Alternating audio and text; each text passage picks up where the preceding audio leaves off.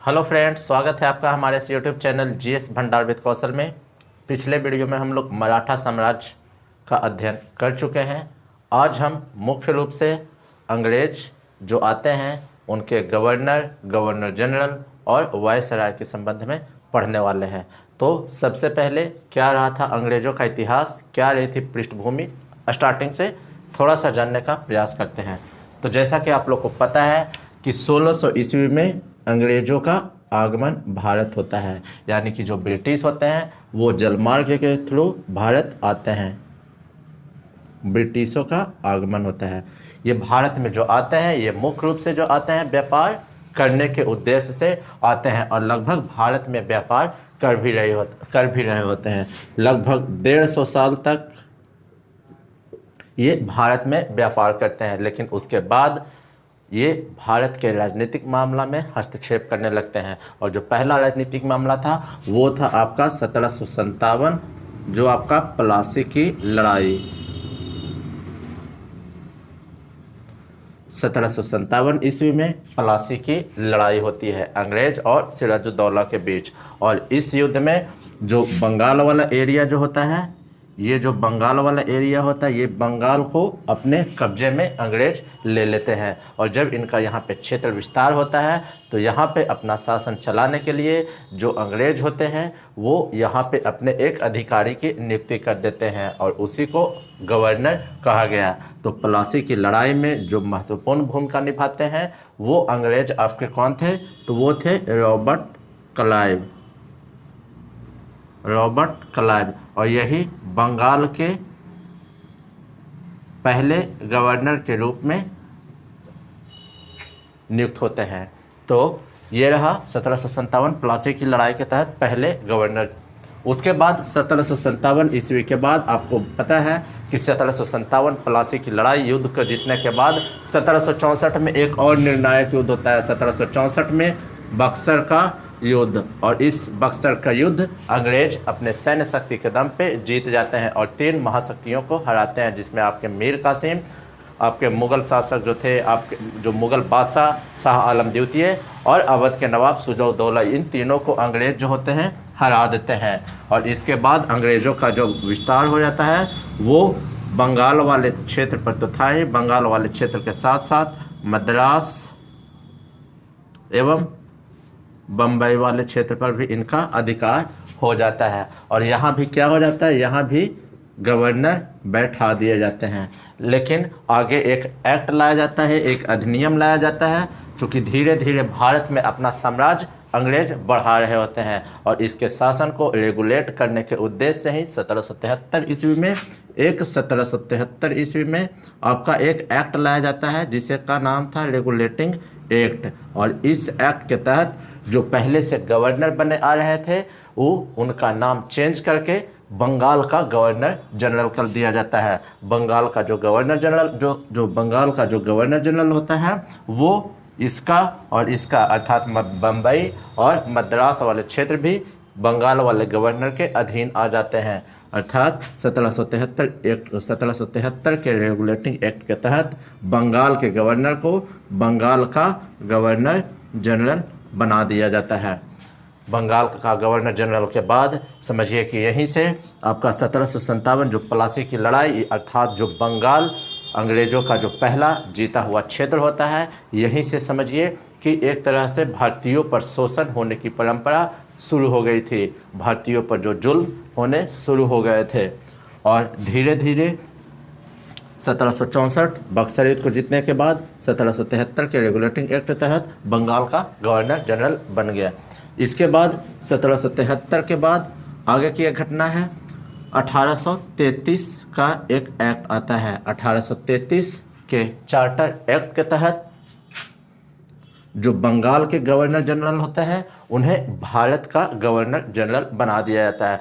इसलिए बना दिया जाता है क्योंकि सबसे पहले प्लासी की लड़ाई में ये बंगाल को जीतते हैं, उसके बाद आगे बंगाल के साथ साथ उसके बाद मद्रास, बम्बई, ये सब क्षेत्र को भी जीत जाते हैं और धीरे धीरे अंग्रेज़ों का साम्राज्य धीरे धीरे बढ़ता ही होता है। इसलिए जब इनका साम्राज्य धीरे धीरे बढ़ रहा होता है, यहाँ भी इनका अधिकार था, यहाँ भी इनका अधिकार था, यहाँ भी इनका अधिकार था, धीरे धीरे इस वाले क्षेत्र में, इस वाले क्षेत्र में, इस वाले क्षेत्र में अंग्रेजों का अधिकार बढ़ता ही रहता है। तो इसके प्रशासन को चलाने के लिए जो पहले बंगाल का गवर्नर था, वो पहले बंगाल का गवर्नर जनरल बना दिया गया। उसके बाद बंगाल के गवर्नर जनरल को भारत का गवर्नर जनरल बना दिया जाता है। तो किस एक्ट के तहत?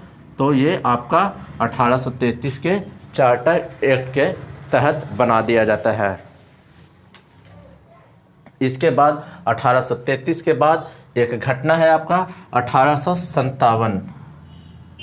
आपको पता होगा कि 1857 की लड़ाई भारतीय स्वतंत्रता संग्राम के युद्ध में, समझिए कि एक पहली लड़ाई जो ये लड़ा गया था भारत को स्वतंत्र कराने के उद्देश्य से।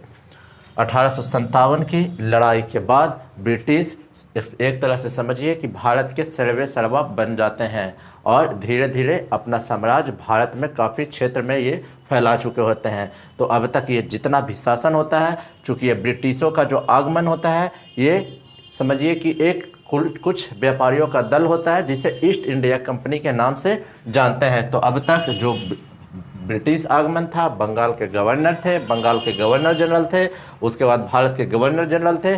तो ये तीनों गवर्नर जनरल जो तीनों गवर्नर जनरल हुए, उसमें आपके ईस्ट इंडिया कंपनी के अधिकारी थे। लेकिन 1857 की लड़ाई के बाद ईस्ट इंडिया का जो शासन है वो ख़त्म कर दिया जाता है। किसके द्वारा? तो जो आपके लंदन में स्थित जो महारानी थी, तो महारानी के द्वारा ईस्ट इंडिया कंपनी के शासन को यहाँ से ख़त्म कर दिया जाता है। और ख़त्म कर देने के बाद जो महारानी का जो अपना प्रतिनिधि होता है, जिसे वायसराय कहा गया, और अब महारानी के द्वारा भेजा गया प्रतिनिधि ही भारत में शासन करेगा। तो अब जो भारत में आते हैं 1857 के बाद 1858 का एक अधिनियम आता है, और इस 1858 के अधिनियम के तहत अब भारत में गवर्नर जनरल नहीं रहेंगे, बल्कि भारत में अब वायसराय के पद की व्यवस्था कर दी जाती है। भारत का वायसराय कहने का मतलब कि महारानी के द्वारा भेजा गया प्रतिनिधि। 1858 के बाद होता क्या है? इसके बाद एक अधिनियम आता है 1935 का। 1935 का अधिनियम, और इस अधिनियम के तहत भारत में जो वायसराय होता है, इस पद को भी समाप्त कर दिया जाता है। इस पद को समाप्त करने के पीछे का कारण ये था, क्योंकि भारत जो है 1947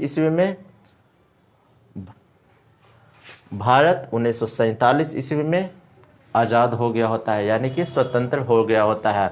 और इस प्रकार जो अगले गवर्नर जनरल के अगले जो वायसराय के रूप में आते हैं, वो आते हैं आपके कौन? Lord Mountbatten.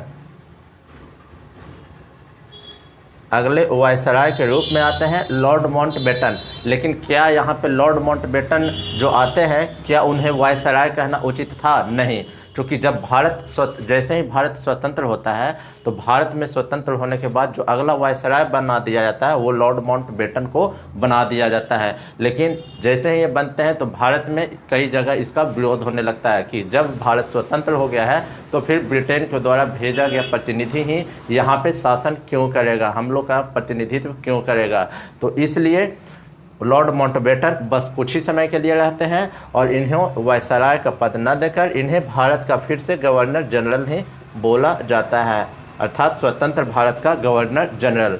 जब विरोध होने के बाद इन्हें यहाँ से हटा दिया जाता है, और हटा देने के बाद एक भारतीय को नियुक्ति कर दिया जाता है गवर्नर जनरल के पद पे। तो 1947 के बाद जो स्वतंत्र भारत के पहले और अंतिम गवर्नर जनरल के रूप में बन के आते हैं, वो आते हैं आपके चक्रवर्ती राजगोपालाचारी। तो ये आपका स्टार्टिंग का थोड़ा सा बेसिक इतिहास है जो आपको पता होना चाहिए।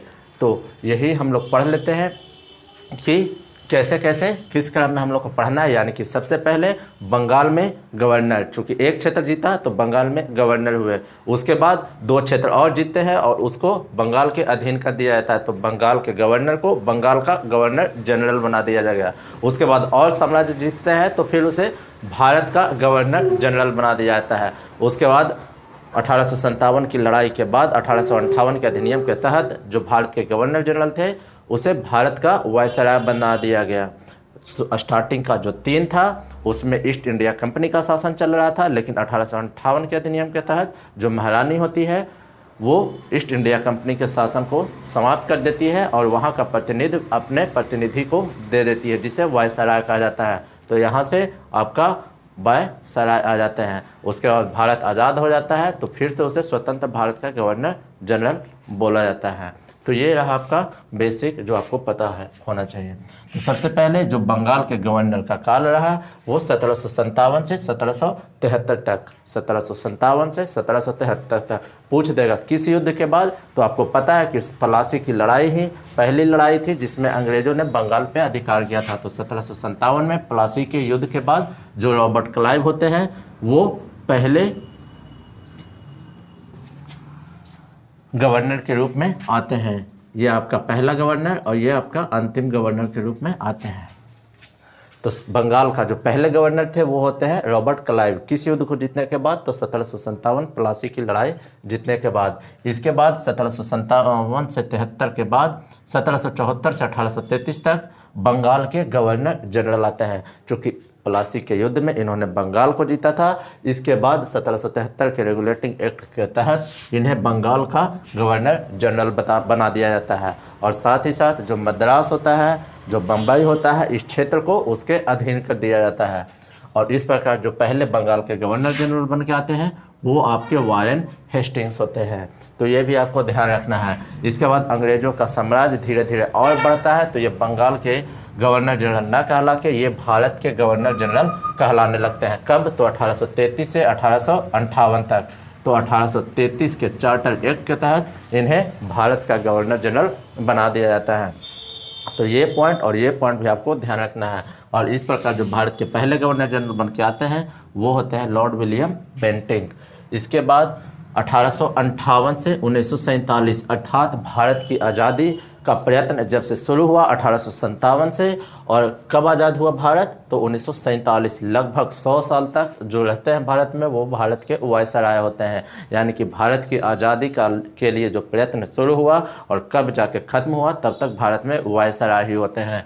और इस 1858 के भारत शासन अधिनियम के तहत जो पहले भारत के वायसराय बनते हैं उनका नाम होता है लॉर्ड कैनिंग। चूँकि 1857 के जो मेन सेना नायक के रूप में, नेतृत्वकर्ता के रूप में होते हैं अंग्रेजों का, वो कैनिंग ही होते हैं। भारत का गवर्नर जनरल 1947 के बाद जब भारत आज़ाद हो जाता है तो यहाँ वायसराय नहीं रह जाता है। चूँकि वायसराय जो होता था वो ब्रिटेन के द्वारा भेजा गया प्रतिनिधि होता था। उसके बाद वायसराय को हटाकर भारत का गवर्नर जनरल कर दिया गया। लेकिन किस अधिनियम के तहत, 1935 के शासन अधिनियम के तहत। और इस प्रकार जो पहले बन के आए वो लॉर्ड माउंटबेटन, स्वतंत्र भारत के जो पहले गवर्नर जनरल बने वो लॉर्ड माउंटबेटन बने। लेकिन इनका विरोध होने के बाद एक भारतीय को बना दिया गया। तो स्वतंत्र भारत के पहले भारतीय गवर्नर जनरल और अंतिम भी इसे कह सकते हैं, चूँकि एकमात्र यही व्यक्ति थे जो स्वतंत्र भारत के गवर्नर जनरल बने थे। लगभग 2 साल तक ये रहे थे और इनका नाम था चक्रवर्ती राजगोपालाचारी। इसके बाद 1950 ईस्वी में भारत का संविधान लागू हो जाता है और लागू होने के बाद जो भारत की जो शासन व्यवस्था है वो भारतीय संविधान के अनुरूप चलने लगता है। तो ये पॉइंट और ये आपको ध्यान रखना है कि बंगाल का गवर्नर जनरल, उसके बाद भारत का गवर्नर जनरल, उसके बाद भारत का वायसराय, उसके बाद स्वतंत्र भारत का गवर्नर जनरल और उसके बाद स्वतंत्र भारत का भारतीय गवर्नर जनरल। किस किस एक्ट के तहत आपको, तो इस एक्ट के तहत आपको ध्यान रखना है। अब हम यहाँ से स्टार्टिंग से पढ़ेंगे कि बंगाल के जो गवर्नर हैं वो टोटल कितने गवर्नर हुए और उनके काल में क्या क्या मुख्य घटनाएं घटी वो हम पढ़ने वाले हैं। उसके बाद बंगाल का गवर्नर जनरल, उसके बाद भारत का गवर्नर जनरल। तो चलिए हम बंगाल का गवर्नर स्टार्ट करते हैं। अब बंगाल के गवर्नर में जो पहले आते हैं, सबसे पहले आता है बंगाल के गवर्नर में रॉबर्ट क्लाइव चूँकि 1757 प्लासी की लड़ाई के मेन नायक होते हैं और इन्हीं के बदौलत बंगाल को जीता जाता है। तो रॉबर्ट क्लाइव 1757 से 60 तक बंगाल के गवर्नर के रूप में रहते हैं। उसके बाद पुनः 1765 से 67 एक टाइम के लिए और फिर ये आते हैं। तो Robert Clive Robert Clive Bengal के पहले गवर्नर। इसके बाद चूंकि रॉबर्ट क्लाइव ने सबसे पहले बंगाल को जीता था और ब्रिटिशों के अधीन आने वाला बंगाल ही पहला राज्य था, इसलिए स्वर्ग से उत्पन्न सेनानायक के रूप में इन्हें जाना जाता है, रॉबर्ट क्लाइव को। साथ ही भारत में ब्रिटिश साम्राज्य का जो संस्थापक था वो रॉबर्ट क्लाइव को ही माना जाता है। साथ ही साथ चूँकि रॉबर्ट क्लाइव जब ब्रिटिश सेना में आया था तो सबसे पहले एक रसोइये के रूप में भर्ती हुआ था। बाद में अपनी योग्यता के बल पे ये सेनापति के पद तक पहुंच जाता है। रॉबर्ट क्लाइव के शासनकाल में ही 1757 में प्लासी की लड़ाई तो होती है। 1759 में वेदरा का युद्ध याद कीजिए, इसमें अंग्रेज जो होते हैं डचों को पराजित कर देते हैं। 1765 ईस्वी में जो इससे 1765 के जस्ट पहले जो 1764 हुआ था, 1764 में जो आपका ये क्या उसको बोलते हैं, 1764 में जो आपका बक्सर का युद्ध हुआ था, तो बक्सर के युद्ध में जो हार जाते हैं आपके अवध के नवाब शुजा-उद-दौला, शाह आलम द्वितीय और मीर कासिम, तो उसके बाद ये जो एक संधि होता है उस संधि को बोलते हैं इलाहाबाद की संधि, और उस संधि के बाद ही आपका बंगाल में द्वैत शासन की शुरुआत हो जाती है। तो रॉबर्ट क्लाइव जो है 1765 ईस्वी में बंगाल में द्वैत शासन को शुरू करने वाले होते हैं। तो बंगाल में द्वैत शासन की शुरुआत आपके रॉबर्ट क्लाइव करते हैं। द्वैत शासन का मतलब दो स्तरों पे शासन, यानी कि बंगाल में जितने भी राजस्व मामले थे, विदेशी मामले थे, ये सब अंग्रेज अपने पास रखते हैं। बाकी जो प्रशासन, जो शासन करने की जिम्मेवारी होती है वो नवाबों के हाथ में दे दी जाती है। बाद में 1772 ईस्वी में वारेन हेस्टिंग्स इस बंगाल में द्वैत शासन को समाप्त कर देते हैं। बंगाल में द्वैत शासन की शुरुआत करने के साथ ही जो बंगाल वाले क्षेत्र में और बिहार वाले क्षेत्र में रॉबर्ट क्लाइव जो होते हैं अपने 2 उप दीवान नियुक्त करते हैं। तो बंगाल वाले क्षेत्र में जो उप दीवान होते हैं वो होते हैं मोहम्मद रजा खान, एवं बिहार वाले क्षेत्र में राजा सिताब राय। इन दोनों को नियुक्त करने वाले जो गवर्नर होते हैं वो आपके होते हैं रॉबर्ट क्लाइव। इसके बाद भारत में ब्रिटिश प्रभुसत्ता स्थापित करने का जो श्रेय जाता है वो रॉबर्ट क्लाइव को ही जाता है, और यहीं से शुरुआत हो जाती है भारतीयों के भारत को गुलाम बनाने की परंपरा यहीं से शुरू हो जाती है, जो हमें अंत में समझिए कि लगभग 90 साल बाद 1947 ईस्वी में भारत को आज़ादी मिलती है। वो कब से, तो वो 1857 के बाद से 90 का साल जब यानी कि भारत के लिए जो पहली स्वतंत्रता की जो लड़ाई होती है वो जो लड़ी जाती है 1857 के बाद लगभग 90 साल बाद 1947 में भारत को आज़ादी मिलती है। लेकिन सबसे पहले एकदम शुरुआत 1757 प्लासी की लड़ाई के साथ समझिए कि भारत को गुलाम बनाने की प्रथा, भारत पर राज करने की प्रथा अंग्रेज़ों का शुरू हो जाता है। तो ये रॉबर्ट क्लाइव का इतिहास। रॉबर्ट क्लाइव के बाद जो अगले आते हैं वो होते हैं हॉलवेल के समय की एक बस ये घटना इंपॉर्टेंट है कि इनके समय में ब्लैक होल की घटना घटती है, ये आपको पता ही होगा ब्लैक होल की घटना। इनके बाद अगले गवर्नर के रूप में वेंसिटार्ट आते हैं जो 1760 से 1764 तक रहते हैं। इनके समय में 2 महत्वपूर्ण युद्ध हुए थे, 1761 में पानीपत का तीसरा युद्ध और 1764 में बक्सर का युद्ध होता है। तो इतना ध्यान रखना, आपसे ये पूछ सकता है कि बताइए कि बक्सर के युद्ध के समय बंगाल का जो गवर्नर था वो कौन था, तो वो आपके वेंसिटार्ट हो जाएंगे। इसके बाद रॉबर्ट क्लाइव पुनः 1765 से 67 इन 2 सालों के लिए आते हैं, और 1764 बक्सर युद्ध के बाद बंगाल में द्वैत शासन की शुरुआत आपके ये कर देते हैं रॉबर्ट क्लाइव। तो बंगाल में द्वैत शासन लागू करने वाले आपके रॉबर्ट क्लाइव ही होते हैं। एक और इम्पॉर्टेंट घटना इसे नोट में रख के याद कर सकते हैं कि 1919 के अधिनियम के तहत जो प्रांतों में द्वैत शासन सबसे पहले लाया गया था। तो प्रांतों में द्वैत शासन शुरू 1919 के अधिनियम के तहत किया गया था, और 1935 के अधिनियम के तहत प्रांतों में द्वैत शासन को समाप्त कर केंद्र में द्वैत शासन की शुरुआत की गई थी। रॉबर्ट क्लाइव के समय में ही इलाहाबाद की संधि 1765 ईस्वी में की जाती है। इसके बाद रॉबर्ट क्लाइव के समय में ही एक घटना है, दोहरा भत्ता का जो विरोध होता है वो रॉबर्ट क्लाइव के समय में ही किया गया था, जिसे श्वेत विद्रोह की संज्ञा भी दी जाती है। तो क्या था श्वेत विद्रोह, ये हम आगे आने वाले वीडियो में कंप्लीट पढ़ाएंगे। तो बस इतना ध्यान रखना है कि जो श्वेत विद्रोह हुआ था वो दोहरा भत्ता बंद के विरोध करने के कारण किया गया था। और किसके समय में? तो रॉबर्ट क्लाइव के समय में।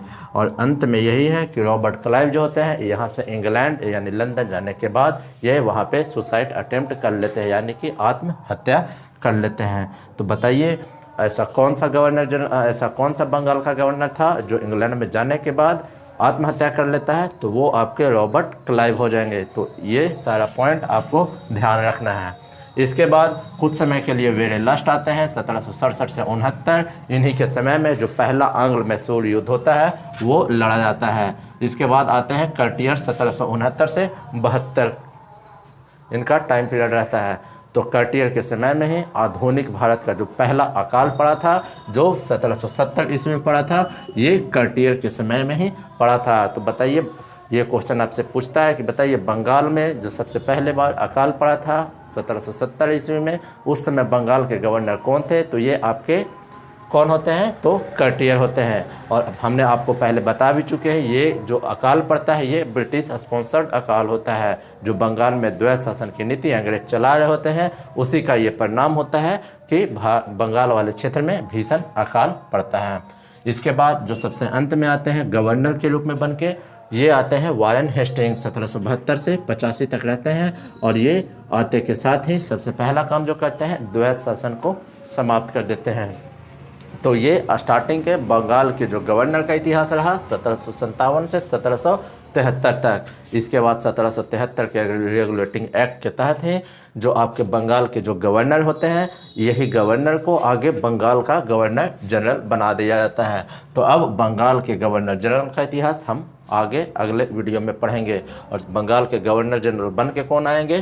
तो ये आपका वारेन हेस्टिंग्स। तो इतने सारे पॉइंट, मुख्य पॉइंट आपको ध्यान रखना है। स्टार्टिंग से बंगाल के जो गवर्नर हैं उनका क्रम भी याद रखना है कि सबसे पहले रॉबर्ट क्लाइव, उसके बाद हॉलवेल, वेंसिटार्ट, उसके बाद फिर से रॉबर्ट क्लाइव, उसके बाद वेरेलास्ट, उसके बाद कर्टियर और सबसे अंत में वारेन हेस्टिंग्स गवर्नर बन के आते हैं। तो इतना सारा पॉइंट आपको ध्यान रखना है। तो फिर मिलते हैं अगले वीडियो।